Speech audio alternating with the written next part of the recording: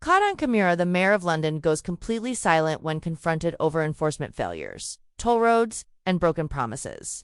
Sadiq Khan's refusal to answer isn't just shocking, it's exposing a dangerous pattern of power without accountability. Is this democracy or dictatorship in disguise? What you're about to see isn't just awkward politics, it's a full-blown crisis of leadership. In a moment that left even seasoned political watchers stunned. London Mayor Sadiq Khan faced a direct confrontation from Reform UK's Alex Wilson. During Mayor's question time, and what followed was nothing short of astonishing. Asked direct specific questions about fare evasion, ineffective enforcement, and the creeping implementation of road tolls. Khan didn't argue. He didn't defend, he didn't explain. He said nothing. He just sat there, clock ticking, eyes shifting, words absent. For Londoners watching at home, the silence said it all. In that moment, the question was no longer just about policy. It was about accountability. Does this man still believe he owes the public an answer? Because this wasn't a private interview. This was the official setting where the elected mayor is supposed to answer to the people's representatives. But instead, we saw a masterclass in deflection, arrogance, and sheer disregard for transparency. And this is far from an isolated incident. Let's rewind to the issue that started this cascade: fare enforcement. Wilson asked a powerful, simple question. If someone barges through the barriers without paying, what exactly happens to them? Khan, in the past, spoke about the 4 E's: engage, educate, encourage, and finally, enforce. But enforcement, the only one that actually holds rule breakers accountable, seems to be treated like a dirty word in Khan's administration. Why are officers not enforcing the law? Why is fare evasion allowed to become normalized in a city where every honest taxpayer is footing the bill? Silence. Wilson was right to press him. Londoners are tired of excuses. They want safety, fairness, enforcement, not empty mantras and hollow policies. But the stonewalling didn't stop there. Wilson then shifted to the elephant in the room: Khan's relentless push toward road charges, ULEZ expansion, and potentially a paper-mile driving scheme. And here, again, Khan's response was breathtakingly evasive. He claimed confidently, as long as I'm mayor, there will be no paper-mile scheme. That might sound reassuring, until you actually read the report authored by Khan's own office. In black and white, it states that to meet the 2030 net zero targets, a paper-mile system is necessary to reduce traffic by over 27%.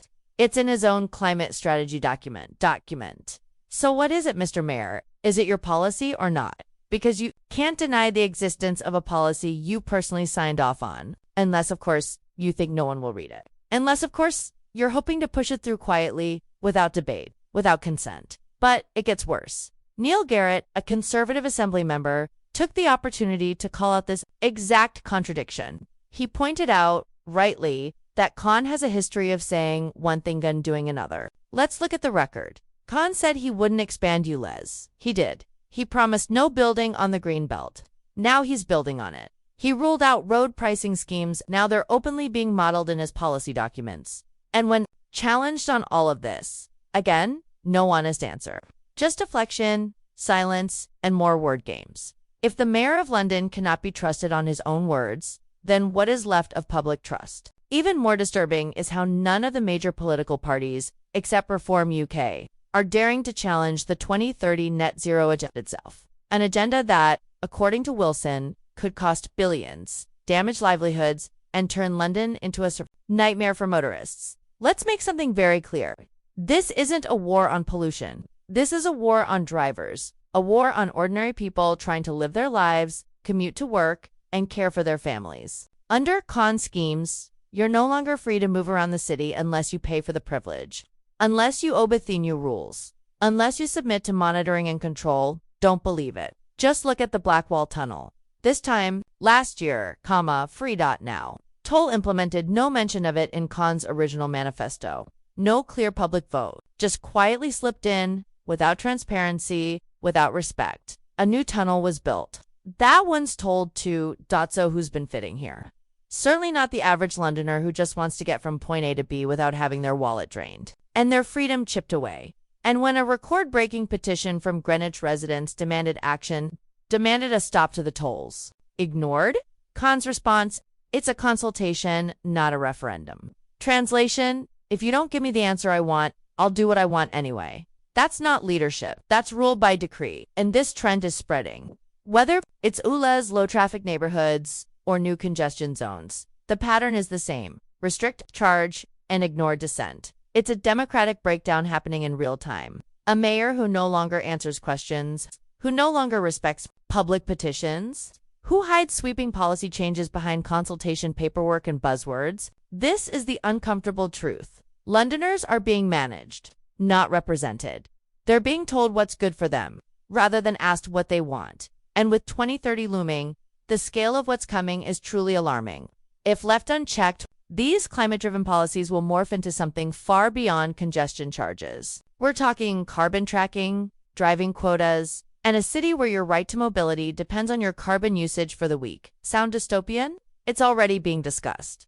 The groundwork is being laid right now in policy documents. One was shown under committee status people have never heard of, and Sadiq Khan. The man in charge has made it clear he will not answer to you unless it suits him. So we ask again, what is the role of an elected leader who refuses to be accountable? What is the point of a mayor who listens only to consultants, ignores public feedback, and dodges every hard question with rehearsed lines or stunned silence? This isn't leadership. It's political theater, and the public is tired of watching. Alex Wilson, Neil Garrett, and others in the assembly are doing what the media want. They're asking the hard questions, and Khan's reaction: silence, no answers, no clarity. No respect for the people footing the bill. London deserves better. It deserves a mayor who answers questions, not avoids them. It deserves policies shaped by consent, not rubber-stamped by silence. And above all, it deserves a leader who remembers that real leadership means standing up, speaking clearly, and being held to account, not disappearing behind PR spin and broken promises. Because the moment politicians stop answering is the moment democracy starts dying. If you believe our leaders must answer to the people, not consultants or secret agendas, then don't let this moment go unseen. Like, share, and comment below. Should Sadiq Khan be forced to answer for the chaos he's creating? Subscribe for more bold truths that mainstream media won't show you.